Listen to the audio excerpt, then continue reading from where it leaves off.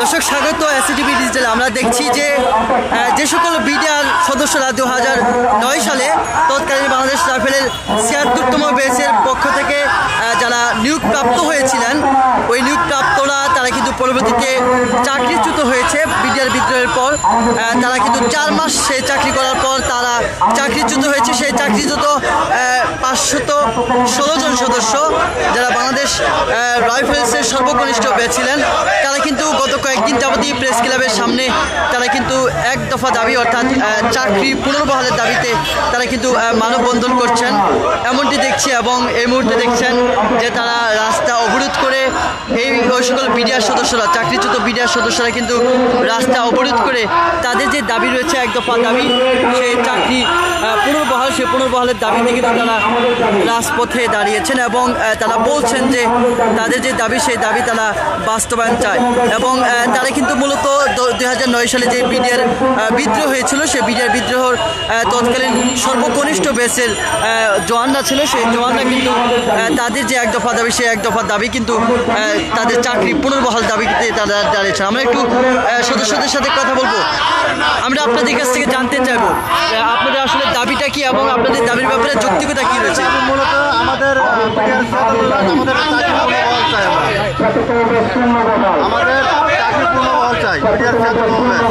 এই যে 16 বছর অতিবাহিত হয়েছে, তারপরে কেন এই দাবি করছেন, আর আগে করেন নি কেন?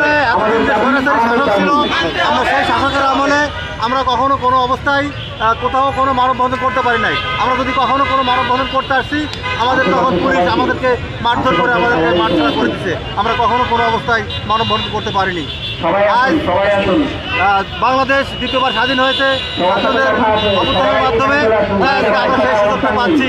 সেই সুযোগকে আজকে আমরা বাংলাদেশ পক্ষ থেকে আমরা বিডিআর ক্ষেত্রে আমরা চাই আমাদের চাকরি পুনর্বহাল। আপনাদেরকে চাকরি থেকে চাকরিচ্যুত করা হওয়ার পেছনে কারণ কি ছিল? আসলে কারণটা আমরা কিছুই জানি না। আমরা তখন ট্রেনিং অবস্থায়, কী কারণে আমাদেরকে বহিষ্কার করা হলো বা আমাদেরকে বাড়ি পাঠিয়ে দেওয়া হলো, এটা আমরা কোনো কিছুই জানি না। কি বলে চাকরিচ্যুত করা হয়েছে? আমাদেরকে বলছে যে আমরা যখন ট্রেনিং অবস্থায় ছিলাম, আমাদের ট্রেনিং শেষের অবস্থায় আমাদেরকে বলছে যে দেশের যে দুরবস্থা, এই অবস্থায় তোমাদেরকে বাড়ি পাঠানো হচ্ছে, তোমাদের নেক্সট টাইমে পরবর্তীতে তোমাদেরকে ডাকা হবে। কিন্তু আজ 16 বছরের মধ্যে আমাদের কখনো ডাকা হয় নাই। এই 16 বছরে কি আপনারা এই আশায় ছিলেন যে চাকরি? আসলে চাকরি আশা তো আমাদের প্রথম থেকেই আশা ছিল যে আমরা কবে চাকরি পাবো। কিন্তু যে স্বৈরাচারী শাসক ছিল, উনি বিগত 41 সাল পর্যন্ত টার্গেট দিচ্ছিল। তো সে অবস্থায় আমাদের কোনো আশা আকাঙ্ক্ষা ছিল না যে আমরা পুনরায় চাকরি পাবো। কিন্তু আসলে আল্লাহর কি নির্মম পরিহাস, আজ বাংলাদেশ ছাত্রদের মাধ্যমে দ্বিতীয়বার স্বাধীন হয়েছে। তো আমরা সেই আশা আকাঙ্ক্ষা আমাদের বুকের মাঝে আবার আমরা নিয়ে আসছি। এই অন্তর্বর্তীকালীন সরকারের প্রতি আপনাদের কতটা আস্থা রয়েছে? যে আসলে আস্থা আমাদের পুরোপুরিটাই আছে, কারণ আমরা পূর্বে তত্ত্বাবধায়ক সরকার আমলে নিয়োগপ্রাপ্ত হয়েছি, আর বর্তমান সময় সেই তত্ত্বাবধায়ক সরকার অধীনে আছি।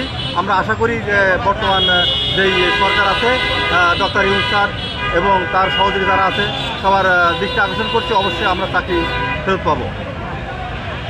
আমি যদি আপনাদেরকে একটু বলি, সেটি হচ্ছে এই সরকারকে আপনার সহযোগিতা করতে আপনাদের ভূমিকা কি থাকবে?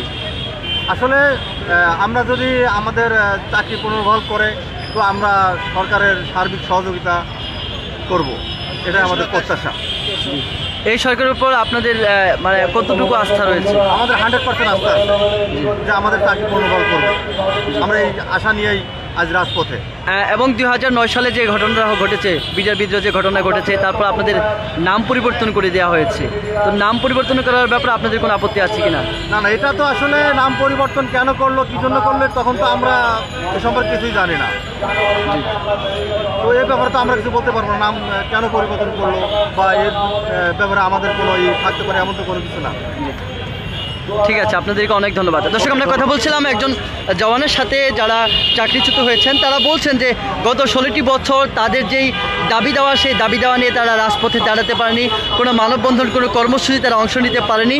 তারা আশ্বাস পাচ্ছে এবং এই সরকারের উপর তারা আস্থা রেখে বলছে যে যেহেতু নতুন একটি অন্তর্বর্তীকালীন সরকার হয়েছে, তত্ত্বাবধায়ক সরকার আমলে তারা চাকরিতে তারা নিয়োগ পেয়েছিলেন, আশা করছেন যে এই অন্তর্বর্তীকালীন সরকারও তাদের দাবি দেওয়া মেনে নেবে। আমরা একটু আরও কয়েকজন জওয়ান তাদের সাথে একটু কথা বলবো এবং তাদের দাবি জানতে চাবো। আমরা আপনার কাছ থেকে জানতে চাবো, আপনারা কত সালে নিয়োগ পেয়েছিলেন এবং চাকরিচ্যুত হওয়ার পেছনে কারণ কি ছিল? আমরা 2008 সালে তত্ত্বাবধায়ক সরকারের আমলে চাকরি রিক্রুট হিসাবে 76তম ব্যাচ হিসাবে আমরা জয়েন করছিলাম।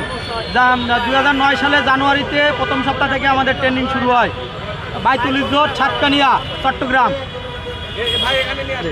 আমরা একটু আপনাদের প্রধান সমন্বয়ক কি জি একটু আপনার কাছ থেকে আপনাদের দাবিটা একটু জানতে চাই। এবং আমরা দেখেছি যে একটি সরকারের পরিবর্তন হয়েছে গত 16 বছরে, আপনারা দাবি দেওয়া পেশ করেছেন কিনা আমার ঠিক জানা নেই, কোনো গণমাধ্যমে আসেনি ওভাবে। সেই সরকারটা আপনাদেরকে কোনো আশ্বাস দিয়েছিল কিনা এবং সেই সরকারের প্রতি আপনাদের সেই আশ্বাসের ব্যাপারে কোনো আস্থা ছিল কিনা? এখন নতুন যে অন্তর্বর্তীকালীন সরকার হয়েছে সেই সরকারের কাছে আপনাদের চাওয়া কি এবং আশা করছেন কিনা এই অন্তর্বর্তীকালীন সরকার আপনাদের দাবি দেওয়া মেনে নেবে? বিগত 16টা বছর আমরা অত্যন্ত নির্যাতন নিপীড়ন সহ্য করে এসেছি। আমরা বারবার রাজপথে দাঁড়িয়েছি আমাদের দাবিটা নিয়ে, আমাদের কোথাও দাঁড়াতে দেওয়া হয় নাই। তারা বারবার আমাদের বলেছে এখানে দাঁড়ানো যাবে না, কোনো রকম বিশৃঙ্খল পরিবেশ সৃষ্টি করা যাবে না। আদৌ আমরা কখনো কোনো বিশৃঙ্খল পরিবেশ সৃষ্টি করিনি।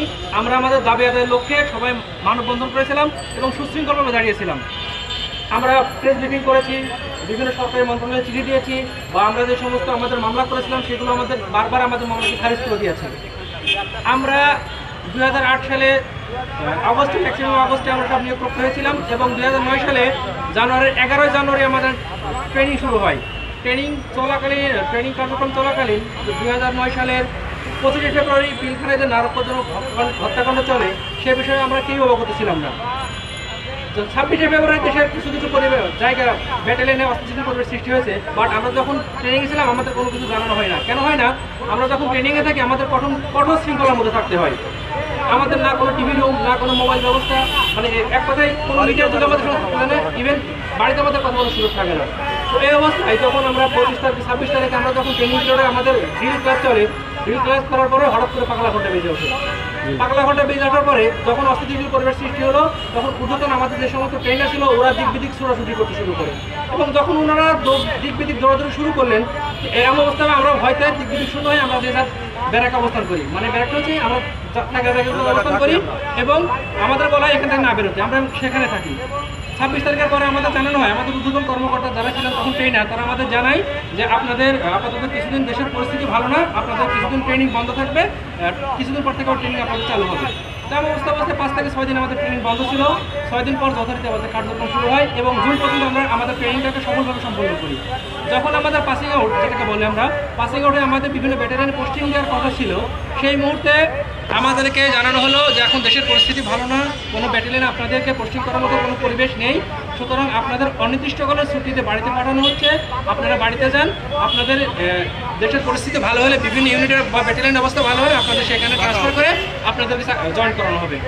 এমন অবস্থায় আমরা সেখান থেকে আমাদের পর্যায়ক্রমে এককভাবে না কিন্তু পর্যায়ক্রমে কেউ 50, কোনোবার 50 জন, কোনোবার 30 জন, কোনোবার 20 জন, কোনোবার 15 জন, এভাবে পর্যায়ক্রমে আমাদের পাঠিয়েছে। যখন আমরা প্রত্যেকে বাড়িতে অবস্থান করছি, সর্বশেষ আমাদের টিম যখন পাঠানো হয়ে গেছে, যখন আমরা বাড়িতে অবস্থান করি তখন আমাদের জানানো হয় আমাদের ব্যাচটাকে বাতিল করা হয়েছে। আদেও কেন আমাদের বাতিল করা হয়েছে, কি আমাদের অপরাধ আমরা এখন পর্যন্ত জানি না এবং এই দাবিটা আমরা আসলে কেন আমাদের বাতিল করা হলো এই কথাটা, এই প্রশ্নের উত্তর আমরা জানার জন্য বিগত 16টা বছর হন্যে হয়ে রাস্তায় ঘুরেছি, বিভিন্ন ঊর্ধ্বতন কর্মকর্তার কাছে গিয়েছি, বিভিন্ন মিডিয়াতে গিয়েছি, আমাদের কোথাও কথা বলার সুযোগ দেওয়া হয় না। বর্তমান ছাত্র ভাইরা যেভাবে দেশটাকে স্বাধীন করেছে, এই স্বাধীন সার্বভৌম দেশে এখন আমরা আমাদের দাবি আদায়ের লক্ষ্যে আমরা রাজপথে নেমেছি এবং যতদিন পর্যন্ত আমাদের দাবি মানে আমরা আদায় না হবে আমরা রাজপথ ছাড়বো না। আমাদের একটাই দাবি, আমাদের 76তম ব্যাচটাকে চাকরিতে পুনর্বহাল করে আমাদের সমস্ত দাবি দেওয়াকে মেনে নেওয়া হোক। ধন্যবাদ।